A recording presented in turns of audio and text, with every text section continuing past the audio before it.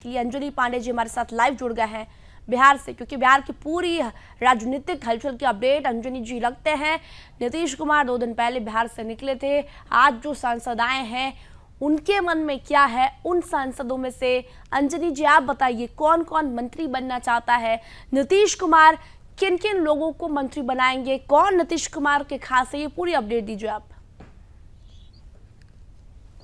जी बाकी साहब देखिए बता दूं कि आज अभी जो है वो बैठक शुरू होने वाली है। सभी सांसद जो जदयू के हैं वो सभी सांसद जो हैं वो मुख्यमंत्री नीतीश कुमार के आवास पर जो है वो पहुंच चुके हैं। और जैसा कि हमारे वरिष्ठ सहयोगी सौरभ तिवारी ने कहा कि जो मुख्यमंत्री हैं नीतीश कुमार उनके काफी करीबी हैं संजय झा और ललन सिंह। तो ये दोनों संजय झा और ललन सिंह जो है मुख्यमंत्री के काफी करीबी रहे हैं और लंबे समय तक जो है वह मुख्यमंत्री के बिहार की बात करें तो मंत्री भी रह चुके हैं संजय झा, कई बार उन्हें मौका मिल चुका है। तो सबसे करीबी ये 2 लोग माने जाते हैं जिनका चुना जाना निश्चित रूप से बताया जा रहा है कि ये दोनों होंगे। लेकिन जो जातीय समीकरण है उस जातीय समीकरण को भी साधने की कोशिश की जाएगी ताकि जो जातीय समीकरण बिहार का है, चूंकि बिहार में जदयू जो है वह अति पिछड़ों और पिछड़ों की राजनीति भी करती है, तो इन अति पिछड़ों और पिछड़ों को भी जो है वह मंत्रिमंडल में शामिल किया जाए जिससे कि वो नाराज ना हो। तो इस बात की भी जो है वह इस बात का भी ध्यान जो है वह रखा जाएगा, जिसको लेकर के आगे यदि मंत्रिमंडल गठन होता है तो उसमें तो दोनों जो है संजय झा की बात करें, ललन सिंह, दोनों सवर्ण जाति से आते हैं, लेकिन पिछड़ा और अति पिछड़ों को भी प्रतिनिधित्व मिले इसका भी ध्यान जो है वो रखा जाएगा। और अब मीटिंग जो होगी इस मीटिंग में इसी बात को लेकर के चर्चा होगी कि आखिरकार मंत्रिपरिषद में जो है वह किन्हें शामिल किया जाए। और उसके बाद विभाग की बात आती है तो विभाग में जैसा कि सौरभ तिवारी ने भी कहा कि विभाग जो है वह कृषि विभाग या रेल विभाग जो है ये दोनों काफी महत्वपूर्ण विभाग है और दोनों पर जदयू की जो है वह नजर है, क्योंकि इसके पहले भी मुख्यमंत्री नीतीश कुमार जो है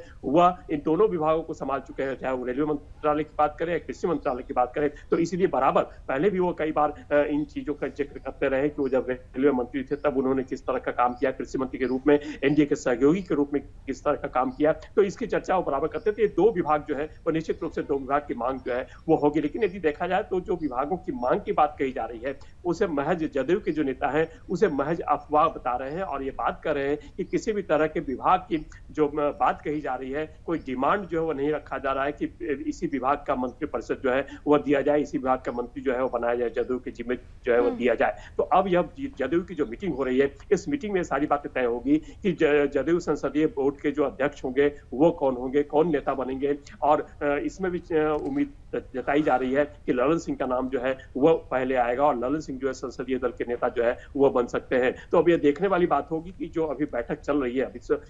थोड़ी देर के बाद अब शुरू होने वाली बैठक है, सभी जो सांसद हैं जदयू कोटे के सभी सांसद जो है मुख्यमंत्री नीतीश कुमार के आवास पर पहुंच चुके हैं दिल्ली में और बैठक जो है वो शुरू होने वाली है और बैठक में यह निर्णय लिया जाएगा कि आखिरकार मंत्रिपरिषद में जो है देखिए नीतीश कुमार अपने सभी सांसदों से 1-to-1 चर्चा कर रहे हैं। आपने ये भी बताया कि किन मंत्रियों को किन किन सांसदों को मंत्री बनाएंगे, लेकिन जातिगत समीकरण की हम बात करें तो किन क्षेत्रों पर फोकस किया जाएगा और किन जातियों पर सबसे ज्यादा फोकस होगा,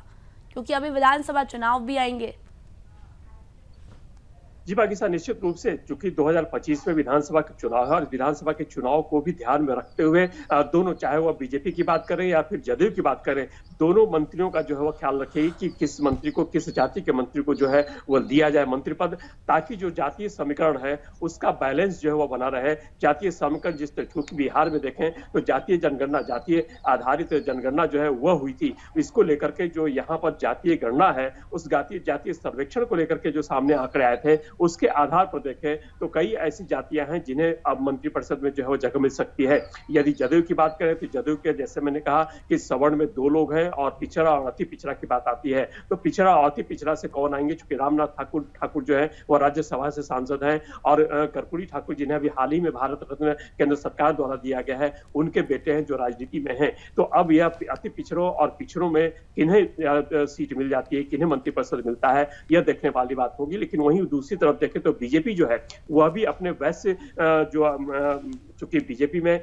जो आधार वोट है वह वैश्यों का भी है, वैश्यों की भी जो है वो उसमें संलिप्तता है। तो वैश्य चूंकि जो टिकट का बंटवारा हुआ लोकसभा चुनाव में उसको लेकर के वैश्य की यदि बात करें तो वैश्य जाति जो है वो काफी नाराज चल रहे थे, जिसका कई जगहों पर खामियाजा जी। भुगतना पड़ा है। और इसी वजह से अब जो है वो बीजेपी भी जो है वो इसी जाति समीकरण के आधार पर ध्यान में रखते हुए कि आने वाला 2025 में जो विधानसभा के चुनाव है वो विधानसभा के चुनाव भी चूंकि प्रदेश अध्यक्ष सम्राट चौधरी ने बीजेपी के अध्यक्ष हैं, उन्होंने भी ऐलान कर दिया है कि आने वाले चुनाव जो विधानसभा के होंगे वो मुख्यमंत्री नीतीश कुमार के नेतृत्व में ही जो है वो लड़ा जाएगा। और एनडीए जो मुख्यमंत्री नीतीश कुमार पर विश्वास जता रही है। तो एक बार फिर से जातीय तो मंत्री वही बनाए जाएंगे जो कि जातीय समीकरण में फिट होते हैं और विधानसभा चुनाव के लिहाज से भी उन्हीं लोगों को मंत्री बनाया जाएगा जिससे विधानसभा चुनाव में फायदा मिले। अंजनी जी बहुत बहुत धन्यवाद आपका पूरी अपडेट देने के लिए।